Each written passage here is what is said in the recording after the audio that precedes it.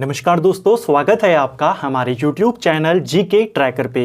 देखिए फ्रेंड्स, आज के वीडियो में हम बात करेंगे जो हमारी एक सीरीज है इंडियन ज्योग्राफी डिटेल सीरीज, जिसमें हम पूरे भारत के भूगोल को यहाँ पर टॉपिक वाइज पूरी डिटेल के साथ सिंपल नोट्स के माध्यम से कवर कर रहे हैं। आज हम इस सीरीज की हमारी 30वीं क्लास को यहाँ पर कवर करेंगे। इससे पहले हमने ज्योग्राफी की 29 क्लासेस कवर कर ली है, जिसमें हमने ज्योग्राफी के जो इंपॉर्टेंट टॉपिक्स हैं उन सभी को डिटेल में यहाँ पर देखा है। अगर आपने पिछली क्लासेस को नहीं देखा है तो आप उनको प्लेलिस्ट में जाके देख सकते हैं। लास्ट क्लास में हमने भारत के परिवहन तंत्र वाले चैप्टर को शुरू किया था। सड़क परिवहन और वायु परिवहन को हमने कवर कर लिया था। आज हम भारत में रेल परिवहन के बारे में बात करेंगे, रेलवे से जुड़े हुए तथ्यों की बात करेंगे, प्रमुख रेल परियोजनाओं की बात करेंगे, बुलेट ट्रेन, मेट्रो के बारे में बात करेंगे और जो हमारे रेलवे मंडल हैं, उनके मुख्यालय हैं, वो भी पूछे जाते हैं, उनको भी यहाँ पर कवर करेंगे। तो चलिए दोस्तों, आज की क्लास को शुरू करते हैं। सबसे पहले सामान्य परिचय से इसकी शुरुआत करेंगे। देखिए, भारत एशिया का दूसरा और दुनिया का चौथा सबसे बड़ा रेल नेटवर्क है। यानी एशिया में हमारा जो रेल का जाल है, पूरा जो रेल हमारा नेटवर्क है, वो दूसरे नंबर पर है और दुनिया में हम चौथे नंबर पे आते हैं। पहले 3 देश कौन कौन से हैं? अमेरिका, चाइना और रशिया। ठीक है। भारत का जो पूरा रेल नेटवर्क है वो लगभग 68,000 किलोमीटर से ज्यादा है। ठीक है। भारतीय रेल दुनिया का सबसे बड़ा नियोक्ता है, यानी नौकरी देने के मामले में सबसे बड़ा जो एक संगठन है वो कौन है? इंडियन रेलवे है। ठीक है। रेलवे को लेकर के महात्मा गांधी का एक फेमस स्टेटमेंट है जो कई बार पेपर में आया है कि रेलवे के संदर्भ में यह कथन किसने कहा था। तो महात्मा गांधी ने कहा। महात्मा गांधी क्या कहते हैं कि भारतीय रेलवे ने विविध संस्कृति के लोगों को एक साथ लाकर भारत के स्वतंत्रता संग्राम में योगदान दिया है। यह कथन किसका है? महात्मा गांधी का है। ठीक है। चलिए अब बात करते हैं रेलवे के विकास की। भारत में रेलवे का विकास कैसे हुआ उसके बारे में। बिल्कुल टू द पॉइंट नोट्स हैं, शॉर्ट नोट्स हैं, जिससे आपको रिवाइज करने में भी आसानी होगी और चीजों को समझने में भी आपको मदद मिलेगी। देखिए, विश्व की जो पहली रेलगाड़ी थी वो चली थी 1825 में। इंग्लैंड में स्टॉकटन से लेकर के डार्लिंगटन के बीच में ये रेलगाड़ी चली थी। ठीक है। इसके बाद 1830 में मैनचेस्टर को लिवरपूल से भी जोड़ा गया।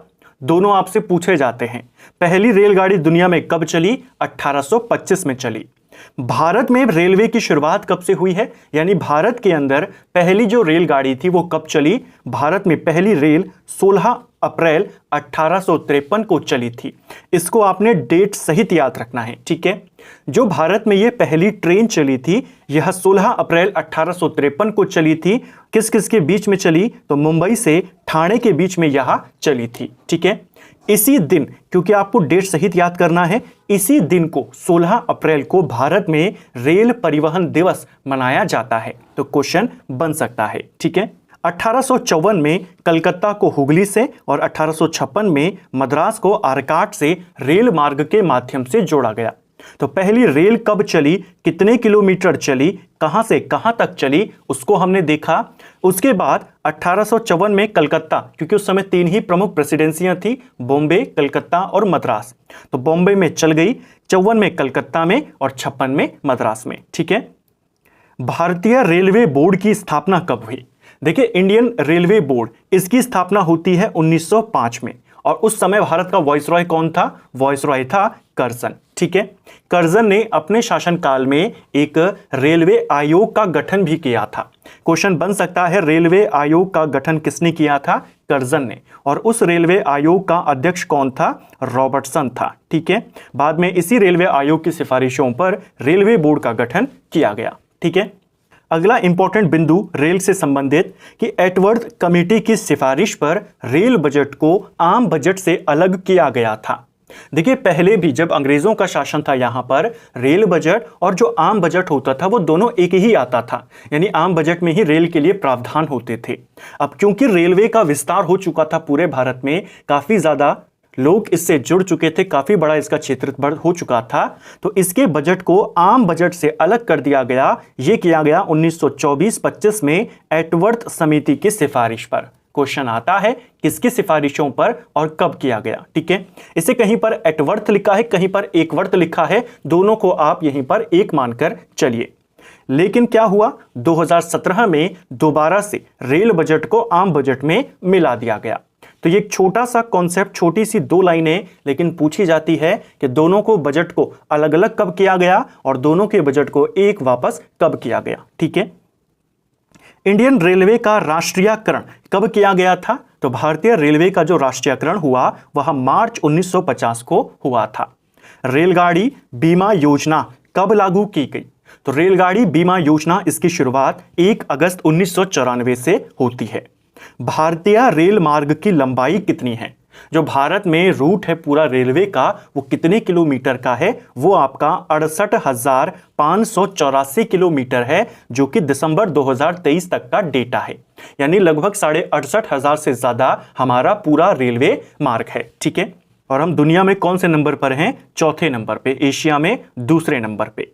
भारतीय रेलवे का अनुसंधान अभिकल्प एवं मानक संगठन यानी RDSO, full form research design and standards organisation, किससे संबंधित है? ये रेलवे से संबंधित है। रेलवे को जो भी टेक्निकल मदद चाहिए होती है, तकनीकी सहायता चाहिए होती है, RDSO ही उसे प्रोवाइड करवाता है। इसका मुख्यालय लखनऊ में है और इसे 1957 में बनाया गया था। ठीक है, जैसे नए नए जो हमारे हथियार होते हैं या सेना के लिए उपकरण बनाने होते हैं वो DRDO बनाता है, रेलवे के लिए कौन बनाएगा? RDSO बनाता है, उसे टेक्निकल सपोर्ट देता है। ठीक है, कहां पर है इसका हेडक्वार्टर? लखनऊ। और कब इसे बनाया गया? 1957 में बनाया गया था।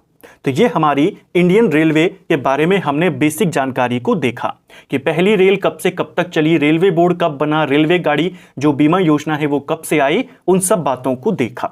अब बात करते हैं, एक और छोटा सा टॉपिक है लेकिन सवाल यहां से बनता है रेल गेज को लेकर के। सवाल आता है कि जो ब्रॉड गेज होता है रेलवे में वो कितना होता है, मीटर गेज कितना होता है, इस तरीके से। देखिए, इसकी पहले परिभाषा को देखते हैं।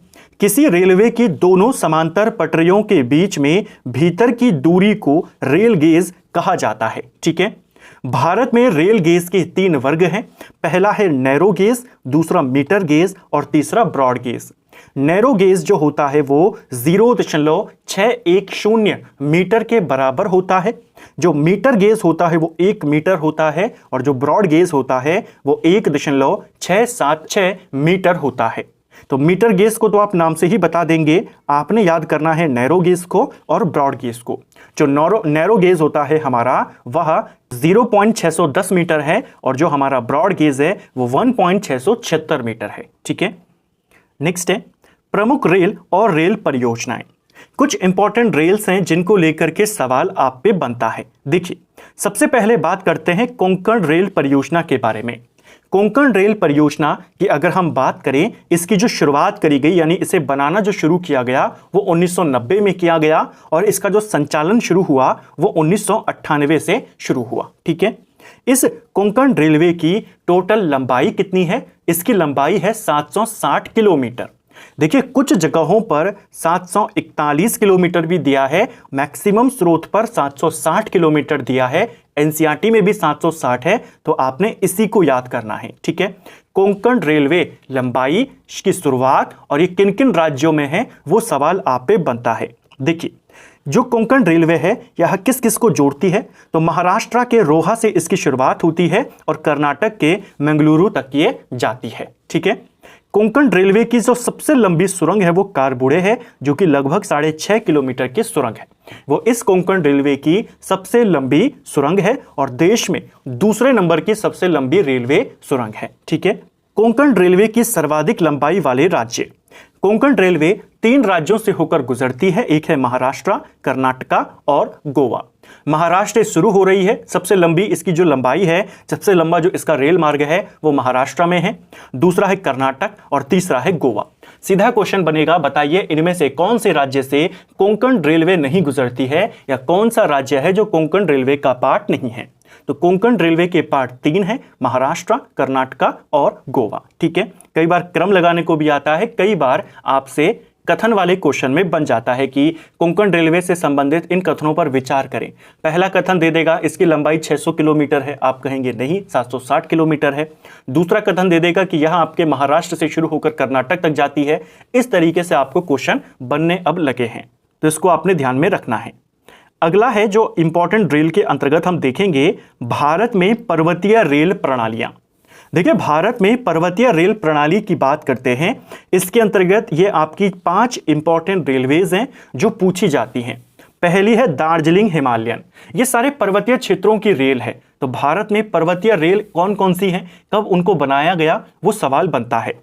सबसे पहले है दार्जिलिंग हिमालयन। जो दार्जिलिंग हिमालयन रेलवे है इसे 1881 में शुरू किया गया था। ठीक है। कालका शिमला रेल की बात करते हैं, रेलवे की बात करते हैं, इसे 1903 में शुरू किया गया। नेरौल माथेरान 1907 में, नीलगिरी पर्वतीय रेलवे 1908 में और कांगड़ा घाटी रेलवे 1929 में शुरू करी गई। ठीक है। दार्जिलिंग आपके बंगाल में हो जाएगा, कालका शिमला हिमाचल में है, नेरौल माथेरान महाराष्ट्र हो जाएगा, नीलगिरी आपका तमिलनाडु होगा, कांगड़ा आपका हिमाचल होगा। ठीक है। तो एक क्वेश्चन बनता है इनमें से कौन कौन सी पर्वतीय रेल है और इसे कब शुरू किया गया था। इसको लेकर के, इन पर्वतीय रेल को लेकर के 2 बातों को आपने ध्यान रखना है। देखिए, जो हमने अभी पर्वतीय रेल को देखा उनमें से 3 दार्जिलिंग, कालका शिमला और नीलगिरी, ये जो है तीनों की तीनों ये यूनेस्को की विश्व धरोहर सूची में शामिल हैं। तो भारत में पर्वतीय रेल कौन कौन सी हैं उसको देख लिया। अब उनमें से भी 3 ऐसी रेलवेज हैं, पर्वतीय रेलवेज हैं, जिन्हें यूनेस्को की सूची में, विश्व धरोहर सूची में शामिल किया गया है, जिसमें कौन कौन है, दार्जिलिंग, कालका शिमला और नीलगिरी। ठीक है। कब इनको शामिल किया गया यूनेस्को की सूची में? इनको शामिल किया गया, देखिए, दार्जिलिंग हिमालयन रेलवे को यूनेस्को की सूची में 1999 में शामिल किया गया, जबकि यह बना कब था, 1881। नीलगिरी माउंटेन रेलवे यानी जो पर्वतीय रेलवे है इसे यूनेस्को की सूची में 2005 में शामिल किया गया, जो कि बना था 1908 में। और कालका शिमला रेलवे 2008 में यूनेस्को की सूची में शामिल हुआ, जो बना था 1903 में। तो ये इनके बनने के वर्ष हैं, ये इनके यूनेस्को की सूची में शामिल होने के वर्ष हैं। ठीक है। रेलवे से जुड़ा एक और इंपॉर्टेंट स्थल है जो यूनेस्को की विश्व धरोहर सूची में शामिल है, वो है हमारा छत्रपति शिवाजी टर्मिनस, जो कि यूनेस्को की विश्व धरोहर सूची में शामिल है। छत्रपति शिवाजी महाराज टर्मिनस इसको कहा जाता है। 2004 में इसे यूनेस्को की सूची में शामिल किया गया था। इसका पुराना नाम क्या है? पुराना नाम है इसका विक्टोरिया टर्मिनस, इसको भी ध्यान रखना। ठीक है। अगला है डेडिकेटेड फ्रेट कॉरिडोर। इसके बारे में भी हमने कई बार बात करी थी, उद्योग वाले चैप्टर में भी देखा था कि डेडिकेटेड फ्रेट कॉरिडोर बनाए जा रहे हैं। ये होते क्या हैं, एक बार दोबारा से देखते हैं। इस परियोजना को भारतीय रेल के माल ढुलाई परिचालन में व्यापक बदलाव के उद्देश्य से लाया गया था। यानी मालगाड़ी या माल ढुलाई के लिए आसानी हो, कैसे उसको तेज किया जाए, उसके लिए ये योजना आई थी। इसके तहत रेल द्वारा माल ढुलाई की सुविधा के लिए अलग से पटरियां बिछाकर माल के त्वरित पहुंच के साथ साथ यात्रा के समय में आने वाली रुकावट का भी समाधान किया गया है।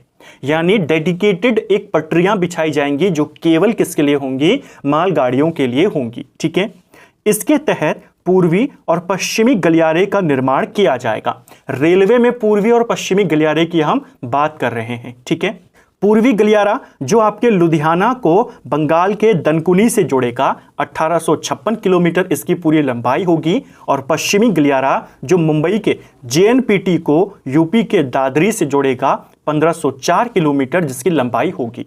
तो क्वेश्चन बनेगा, पूर्वी गलियारा, पश्चिमी गलियारा रेलवे के अंतर्गत कौन कौन से हैं, किस किस को जोड़ेंगे, कितनी इनकी लंबाई है। इसी जो हमने अभी देखा कि डेडिकेटेड फ्रेट कॉरिडोर, जिसमें अलग से डेडिकेटेड पटरियां बिछाई जाएंगी, उसके अंतर्गत ये 2 गलियारे बन रहे हैं।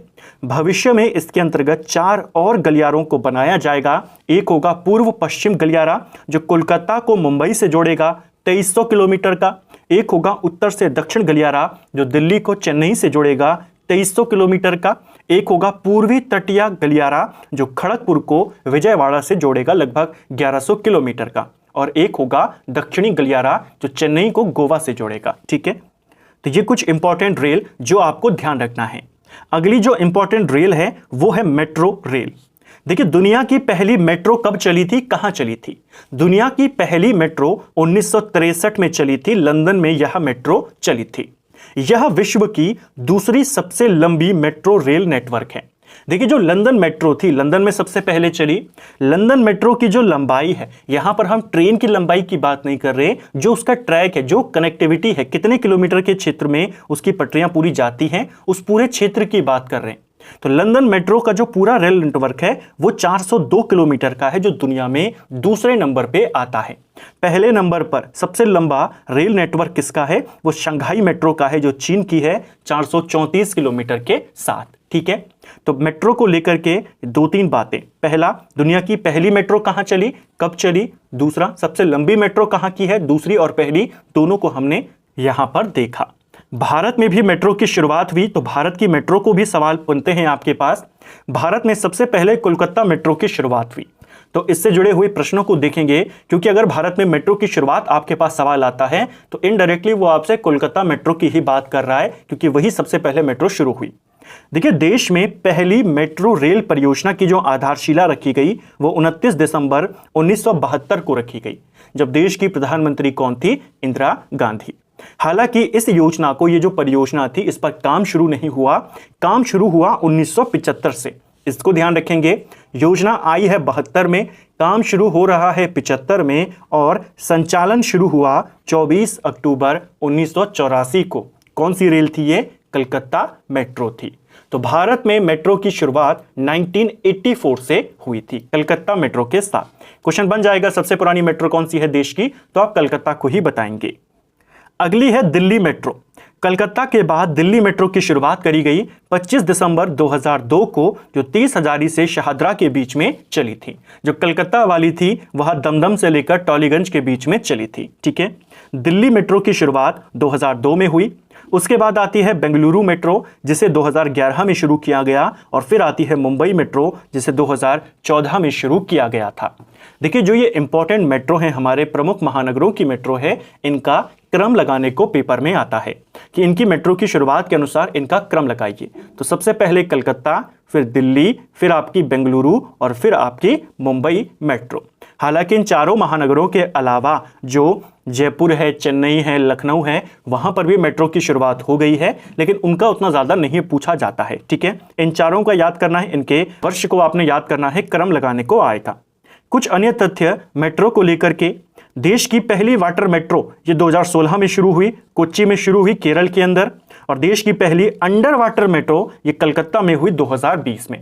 तो पहली वाटर मेट्रो कोच्चि 2016 और पहली अंडर वाटर मेट्रो कलकत्ता 2020। ठीक है, तो ये हमने मेट्रो के बारे में बात करी। अब बात करते हैं बुलेट ट्रेन के बारे में। देखिए, पहली बुलेट ट्रेन किसके बीच में चलेगी? काफी ज्यादा महत्वाकांक्षी ये प्रोजेक्ट है, काफी समय से बन रहा है। देश में जो पहली बुलेट ट्रेन चलेगी वो मुंबई से अहमदाबाद के बीच में चलेगी। इसकी टोटल लंबाई कितनी मानी गई है? लगभग 508 किलोमीटर, यानी 500 प्लस ही इसकी पूरी लंबाई यहां पर होगी। ठीक है, मुंबई और अहमदाबाद के बीच में पहली बुलेट ट्रेन हमारी चलेगी। यह ट्रेन महाराष्ट्र, गुजरात, दादर नागर हवेली, दमन दीव से होकर गुजरेगी, यानी 2 राज्यों से और एक हमारे केंद्र शासित प्रदेश से। बुलेट ट्रेन की जो अधिकतम स्पीड होगी, जो इंडिया में चलेगी, इसकी अधिकतम स्पीड 350 किलोमीटर प्रति घंटा होगी। यह मैक्सिमम स्पीड है, लेकिन इसे चलाया कितनी स्पीड पर जाएगा? जो इसकी सामान्य परिचालन गति होगी वो 320 किलोमीटर प्रति घंटा होगी। ठीक है, टोटल लंबाई 508 किलोमीटर है। जो ये मैक्सिमम गति तक जा सकता है वो 360 है, लेकिन जो इसकी नॉर्मल गति होगी, यानी जिस पर इसे चलाया जाएगा, ऑपरेट किया जाएगा, वो 320 किलोमीटर प्रति घंटा होगा। ठीक है, मुंबई अहमदाबाद कॉरिडोर के बाद दिल्ली और वाराणसी के मध्य में भारत की दूसरी बुलेट ट्रेन चलाने की योजना पर काम चल रहा है। यानी पहली बुलेट ट्रेन मुंबई से अहमदाबाद के बीच में और दूसरी बुलेट ट्रेन दिल्ली से वाराणसी के बीच में चलेगी। हालांकि अभी पहले वाली की भी शुरुआत नहीं हुई है, 2023 तक इसने बनना था। अब उम्मीद है 2025 से पहले ये बन जाएगा। ठीक है, तो यह है बुलेट ट्रेन, जिसको लेकर हमने कुछ इंपॉर्टेंट नोट्स यहां पर कवर किए। एक और चीज ध्यान रख लेना, बुलेट ट्रेन को लेकर के हमारा जो समझौता हुआ है वो किस देश के साथ हुआ है? जापान के साथ हुआ है। अगली है मुंबई मोनो रेल। भारत में मोनो रेल चलती है। मोनो रेल क्या होती है, कहां ये भारत में चली, उसको देखिए। मोनो रेल एक ऐसी तकनीक से निर्मित है जो केवल एक ही पटरी पर चलती है। यानी मोनो रेल क्या होती है, जो एक ही पटरी पर चलती है, वहां पर और पटरियां नहीं होती हैं, वो केवल जहां से शुरू करेगी जहां तक जाएगी एक ही पटरी पर चलेगी। घनी आबादी वाले शहरों में जहां पर निर्माण के लिए भूमि की उपलब्धता कम होती है, वहां पर मोनो रेल को विकसित किया जाता है। यानी सिंगल पटरी सिस्टम होता है यहां पर। तो जहां पर जमीन की कमी है, जहां पर जनसंख्या ज्यादा है, वहां पर मोनो रेल की शुरुआत होती है। ठीक है। भारत में पहली मोनो रेल मुंबई में चली। इसकी शुरुआत फरवरी 2014 में किया गया था। ठीक है। तो मोनो रेल कहां चलती है, घनी आबादी वाली जगहों पर जहां पर जमीन उतनी ज्यादा नहीं होती। मुंबई क्या है, शांत टापुओं का नगर है, जमीन वहां पर बहुत कम है, जनसंख्या बहुत ज्यादा है। तो मुंबई में पहली मोनो रेल हमारी चली थी। 2008 में इसके बनने की घोषणा होती है, 2014 तक ये बन जाती है। ठीक है। अमेरिका, चीन, जापान, जर्मनी, मलेशिया और ऑस्ट्रेलिया, इन 6 देशों के पास मोनो रेल थी। इन 6 के बाद भारत 7वां देश बना था जहां पर सार्वजनिक परिवहन के साधन के रूप में मोनो रेल की सुविधा उपलब्ध है। यानी अभी तक दुनिया में केवल मोनो रेल इन्हीं 6 देशों के पास थी। अब इसमें 7वां नाम 2014 में जुड़ा भारत का। ठीक है। अगला है इंपॉर्टेंट तथ्य। रेलवे से जुड़े हुए कुछ इंपॉर्टेंट बातें, अब उनको यहां पर कवर करेंगे। इसके बाद मंडल और उनके हेडक्वार्टर्स को यहां पर देखेंगे। हमने रेलवे के परिचय को देखा, रेलवे के विकास को देखा, रेल गेज को देखा, मेट्रो को देखा, बुलेट ट्रेन को देखा, मोनो रेल को देखा। अब बात करेंगे कुछ विशेष तथ्यों के बारे में। देखिए, जापान की MC मैग्लेव ट्रेन दुनिया की सबसे तेज गति से चलने वाली ट्रेन है। पूछा जाएगा दुनिया की सबसे तेज गति से चलने वाली ट्रेन किस देश की है, तो जापान की है। इस ट्रेन ने 2015 में 603 किलोमीटर प्रति घंटा की गति से चलने का रिकॉर्ड बनाया था। ठीक है। दूसरा, विश्व का सबसे लंबा रेल मार्ग कौन सा है, तो ट्रांस साइबेरियन रेल मार्ग, जिसकी लंबाई 9438 किलोमीटर है। यह आपके रशिया में लेनिनग्राद से लेकर के व्लादिवोस्टोक तक जाता है। यह दुनिया का सबसे लंबा रेल मार्ग है। ठीक है। अगला है, देश में सबसे लंबी दूरी तय करने वाली रेलगाड़ी कौन सी है। हमारे देश में सबसे लंबी दूरी तय करने वाली जो रेलगाड़ी है उसे विवेक एक्सप्रेस के नाम से जाना जाता है। विवेक एक्सप्रेस की शुरुआत नवंबर 2011 में होती है। यह आपके असम के डिब्रूगढ़ से लेकर तमिलनाडु के कन्याकुमारी तक जाती है। और इस दौरान ये कितने किलोमीटर कवर करती है, 4286 किलोमीटर ये कवर करती है। ठीक है। तो देश के अंदर सबसे लंबी दूरी तय करने वाली रेलगाड़ी कौन सी है, वो विवेक एक्सप्रेस है, डिब्रूगढ़ से कन्याकुमारी तक जाती है। अगला है, देश में सबसे तेज गति से चलने वाली ट्रेन कौन सी है। तो वर्तमान में सबसे तेज गति से चलने वाली जो ट्रेन है वो वंदे भारत है। अलग अलग वंदे भारत पूरे देश में चल रही हैं। इन्हीं की गति सबसे ज़्यादा है। अधिकतम गति जो हो सकती है वंदे भारत की वो 180 किलोमीटर प्रति घंटा है। इनको ज़्यादातर 160 किलोमीटर के आसपास ही चलाया जाता है। ठीक है। नई दिल्ली से भोपाल वाली जो वंदे भारत है हमारी, वो सबसे तेज वंदे भारत मानी जाती है। भारत में पहली विद्युत ट्रेन कब चली थी, तो देश में पहली विद्युत ट्रेन 3 फरवरी 1925 को चली थी। बॉम्बे वीटी से लेकर के कुर्ला हावर तक यह ट्रेन चली थी। यानी पहली हमारी जो विद्युत ट्रेन थी वो कब चली, 1925 में चली। पहली विद्युत सवारी ट्रेन कब चली, ये तो मालगाड़ी हो गई। सवारी ट्रेन इलेक्ट्रिसिटी से चलने वाली, बिजली से चलने वाली, ये चली 1 जून 1930 को, जिसे डेक्कन क्वीन के नाम से जाना जाता है। क्वेश्चन आता है, भारत की बिजली से चलने वाली पहली सवारी ट्रेन का नाम क्या था, डेक्कन क्वीन था। ठीक है। राजधानी एक्सप्रेस काफी फेमस यह ट्रेन है। दिल्ली से हावड़ा के बीच में इसकी शुरुआत होती है राजधानी एक्सप्रेस की, और यह मार्च 1969 में शुरू की गई थी। ठीक है। अगला है, भारत और पाकिस्तान के बीच चलने वाली ट्रेनें। देखिए, इंडिया पाकिस्तान और इंडिया बांग्लादेश के बीच में कुछ ट्रेनें चलती हैं जिनके नाम पूछे जाते हैं। जैसे समझौता एक्सप्रेस किस किस के बीच चलती है, भारत और पाकिस्तान के बीच में। इसी प्रकार थार एक्सप्रेस, ये भी भारत और पाकिस्तान के बीच में। भारत और बांग्लादेश के बीच में चलती है मैत्री एक्सप्रेस। तो पाकिस्तान के साथ समझौता और थार, और बांग्लादेश के साथ मैत्री। ठीक है। भारत का पहला रेलवे विश्वविद्यालय कहां पर बनाया गया है, तो देश का पहला रेलवे विश्वविद्यालय बड़ौदा में बनाया गया है, जो गुजरात में स्थित है। सीसीटीवी कैमरों से युक्त पहली रेलगाड़ी कौन सी है? तो पहली रेलगाड़ी जो सीसीटीवी कैमरों से युक्त है उसका नाम है शान-ए-पंजाब एक्सप्रेस, जो आपके अमृतसर से दिल्ली तक आती है। ठीक है। वाईफाई सुविधा वाली भारत की पहली रेलगाड़ी कौन सी थी? तो ये राजधानी एक्सप्रेस थी, नई दिल्ली से हावड़ा वाली। ठीक है। अगरतला अखौरा रेल मार्ग ये किस किस को जोड़ता है? देखिए, एक इंपॉर्टेंट रेल मार्ग है अगरतला अखौरा रेल मार्ग। ये आपके कलकत्ता से अगरतला को जोड़ता है। ठीक है। कलकत्ता से अगर आप नॉर्मल ट्रेन से अगरतला जाते हैं, कलकत्ता यानी बंगाल से अगरतला यानी त्रिपुरा तक जाते हैं, आपको लगभग 1600 किलोमीटर से ज़्यादा का समय यहाँ पर लगेगा। एग्जैक्ट की बात करें 1650 किलोमीटर का समय लगेगा। लेकिन अगर आप इस रेल मार्ग से जाते हैं कलकत्ता से अगरतला तो आप मात्र 560 किलोमीटर की दूरी कवर कर यहां पर पहुंच जाएंगे। विशेषता इसकी यह है कि यह जो रेल मार्ग है यह बांग्लादेश से होकर गुजरता है। तो यह एक अंतर्राष्ट्रीय रेल मार्ग है भारत का, जिसका अधिकांश हिस्सा बांग्लादेश में पड़ता है। ठीक है। जिसको ध्यान रखना, कौन सा रेल मार्ग है भारत का जिसका मैक्सिमम हिस्सा बांग्लादेश में है? वो है अगरतला अखौरा रेल मार्ग, जो किस किस को जोड़ता है? ये अगरतला को कलकत्ता से जोड़ता है। ठीक है। अगला, भारतीय रेलवे द्वारा रेल गीत क्या है हमारा? हमें प्यार है भारतीय रेलवे से। इस गीत को कब अपनाया गया? इसे अपनाया गया 2016 को। इस गीत की अवधि कितनी है? इस गीत की अवधि 3 मिनट की है, जिसे सत्य प्रकाश के द्वारा लिखा गया है और उदित नारायण और कविता कृष्णमूर्ति के द्वारा गाया गया है। ठीक है। बस इतना ही इंपॉर्टेंट होगा फिलहाल कि कब इसे अपनाया गया, 2016। हालांकि जिस हिसाब से क्वेश्चन बनते हैं कथन वाले पॉइंट में ये इफेक्ट आपके बन सकते हैं। अगला, देश की पहली निजी ट्रेन जो तेजस एक्सप्रेस है कब शुरू की गई? तो देश की पहली जो निजी ट्रेन थी वो तेजस एक्सप्रेस था, जिसे लखनऊ से नई दिल्ली के बीच में शुरू किया गया अक्टूबर 2019 के अंदर। इसको भी आपने ध्यान रखना है। ठीक है। तेजस एक्सप्रेस देश की पहली निजी ट्रेन है। अब बात करते हैं रेल जोन और उनके मुख्यालयों के बारे में। रेलवे बोर्ड, जैसे मैंने आपको कहा, 1905 में इसे बनाया गया था। रेलवे को 18 मंडलों में बांटा गया है और टोटल 73 डिवीजन में बांटा गया है।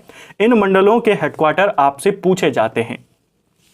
हर मंडल का जो प्रमुख होता है उसे महाप्रबंधक कहा जाता है। अब बात करेंगे भारत में जो 18 रेलवे जोन हैं, 18वां रेल मंडल हैं, उनके बारे में। देखिए, सबसे पहले है मध्य रेलवे। मध्य रेलवे का जो हेडक्वार्टर है वो मुंबई में है। मुंबई का जो छत्रपति शिवाजी महाराज टर्मिनस है वहां पर स्थित है। ठीक है। पूर्वी रेलवे की बात करें, पूर्वी रेलवे का जो हेडक्वार्टर है वो कोलकाता में है। पूर्वी मध्य रेलवे का हेडक्वार्टर हाजीपुर में है। पूर्वी तटीय रेलवे का हेडक्वार्टर भुवनेश्वर में आपका स्थित है। तो पहले केवल इन 4 को याद कर लीजिए। पूर्वी रेलवे, सिर्फ पूर्वी रेलवे कहेगा तो कलकत्ता, पूर्वी मध्य रेलवे कहेगा तो हाजीपुर और पूर्वी तटीय कहेगा तो भुवनेश्वर। ठीक है। और मध्य रेलवे का तो आप बताएंगे मुंबई। यह है आपके पूर्वी नाम से। इसके बाद आते हैं हम उत्तरी नाम पे। उत्तरी रेलवे यानी उत्तर रेलवे की बात करें, इसका जो हेडक्वार्टर है वो बड़ौदा हाउस है। बड़ौदा हाउस यानी गुजरात नहीं, नई दिल्ली में स्थित है। तो उत्तर रेलवे, नॉर्दर्न रेलवे का जो हेडक्वार्टर है वो कहां हो जाएगा? नई दिल्ली में होगा। उत्तर मध्य रेलवे का हेडक्वार्टर कहां है? इसका हेडक्वार्टर प्रयागराज में है। उत्तर पूर्वी रेलवे यानी जिसे हम पूर्वोत्तर रेलवे कहते हैं, इसका हेडक्वार्टर गोरखपुर में है। उत्तर पूर्व फ्रंटियर रेलवे या जिसे पूर्वोत्तर सीमांत रेलवे कहते हैं, इसका हेडक्वार्टर गुवाहाटी में है, मालीगांव में। और उत्तर पश्चिमी रेलवे की बात करें, इसका हेडक्वार्टर जयपुर में है। पहले उन 4 को याद करें जो हमने शुरू में देखे, फिर आप इन 5 को याद करें जो सारे उत्तर से जुड़े हुए हैं। उत्तरी रेलवे दिल्ली, उत्तर मध्य रेलवे तो प्रयागराज, उत्तर पूर्वी रेलवे तो गोरखपुर, सीमांत रेलवे गुवाहाटी और उत्तर पश्चिमी रेलवे तो जयपुर। अब दक्षिण वाले की बात करते हैं। दक्षिणी रेलवे का हेडक्वार्टर चेन्नई में है। दक्षिण मध्य रेलवे का हेडक्वार्टर सिकंदराबाद में है। दक्षिण पूर्वी रेलवे का हेडक्वार्टर गार्डन रीच यानी कलकत्ता के अंदर पड़ता है। दक्षिण पूर्व मध्य रेलवे का जो हेडक्वार्टर है वो बिलासपुर में है। दक्षिण पश्चिमी रेलवे का जो हेडक्वार्टर है वो हुबली में है। अब इन 5 को नोट करेंगे किसका हेडक्वार्टर कहां पर है। और फिर आते हैं अंत में पश्चिमी रेलवे, जिसका हेडक्वार्टर चर्च गेट मुंबई में है। पश्चिमी मध्य रेलवे, जिसका हेडक्वार्टर जबलपुर में है। Calcutta metro rail headquarter Calcutta में है। और दक्षिण तटीय रेलवे ये नया 18वां मंडल है। पहले हमारे उसमें रेलवे में 17 ही जोन थे, 17 ही मंडल थे, 18वां मंडल ये नया बना है जिसका हेडक्वार्टर विशाखापट्टनम में स्थित है। तो इसको आपने ध्यान रखना, 2019 में इस मंडल को बनाया गया था। ठीक है, तो ये हमारे 18 रेलवे जोन है जहां से सवाल बनते हैं। ये हमने पूरे रेलवे को कवर किया। अब एक छोटा सा टॉपिक है पाइपलाइन परिवहन। ज़्यादा क्वेश्चन यहाँ से नहीं बनेगा, केवल इसकी शुरुआत कब हुई और ये किसके लिए इस्तेमाल होता है उसको जान लीजिए। देखिए, तरल पदार्थ और गैसों को लंबी दूरियों के परिवहन के लिए पाइपलाइन परिवहन का इस्तेमाल किया जाता है। यानी अगर आपको गैसों को, आपको लिक्विड है, तरल पदार्थ हैं, उनको दूर दूर तक ले जाना है तो उसके लिए परिवहन का सबसे अच्छा माध्यम कौन सा होता है? वो पाइपलाइन माध्यम होता है। ठीक है, भारत में इसकी शुरुआत 1956 में होती है। डिगबोई से तिनसुकिया तक इसकी शुरुआत करी गई थी। बस इन 2 पॉइंट को याद कर लेना है कि ये किसके लिए इस्तेमाल होता है और कब से इस्तेमाल होता है। इनको भी आपने ध्यान रखना है, पेपर में ये सवाल आप पर बन सकता है। ठीक है, तो फ्रेंड्स ये था हमारा आज का वीडियो जिसमें हमने इंडियन रेलवे से जुड़े हुए इंपॉर्टेंट फैक्ट्स को यहाँ पर कवर किया। रेलवे के विकास को देखा हमने, प्रमुख रेल योजना परियोजनाओं को देखा, कोंकण रेलवे, पर्वतीय रेलवे को देखा, बुलेट ट्रेन, मेट्रो ट्रेन, इसके अलावा मोनो ट्रेन्स को देखा, रेलवे मंडल और उनके हेडक्वार्टर्स को भी हमने यहाँ पर कवर किया, रेलवे से जुड़े हुए विभिन्न तथ्यों को भी देखा। रेल उपकरण बनाने को लेकर के जो आपके सवाल हैं कि कौन कौन सी जगहों पर रेलवे के कोच बनते हैं, डीजल इंजन कहां पर बनते हैं, उनको हमने उद्योग वाले चैप्टर में डिटेल में कवर किया था जब हमने रेल उपकरण उद्योग के बारे में बात करी थी। कि जो डीजल इंजन होते हैं, हमारे डीजल इंजन होते हैं, वाराणसी में होता है, इसके अलावा पटियाला में उनका निर्माण किया जाता है। जो रेल कोच होते हैं, हमारे रेलवे के कोचेस होते हैं, वो कपूरथला में बनाए जाते हैं। तो उद्योग वाला जो इससे पहले हमने टॉपिक कवर किया था उसमें उस पूरे टॉपिक को कवर कर चुके हैं। उम्मीद करता हूं आपको आज का वीडियो पसंद आया होगा। अगर आपको ये वीडियो पसंद आई है तो वीडियो को लाइक करें, चैनल पर नए हैं तो सब्सक्राइब करें, अपने दोस्तों के साथ शेयर करें। वीडियो आपको कैसा लगा कमेंट बॉक्स में हमें ज़रूर बताएं। अगले वीडियो में बात करेंगे भारत के जलमार्ग परिवहन की, जिसमें हम विभिन्न बंदरगाहों को भी कवर करेंगे। Thank you friends.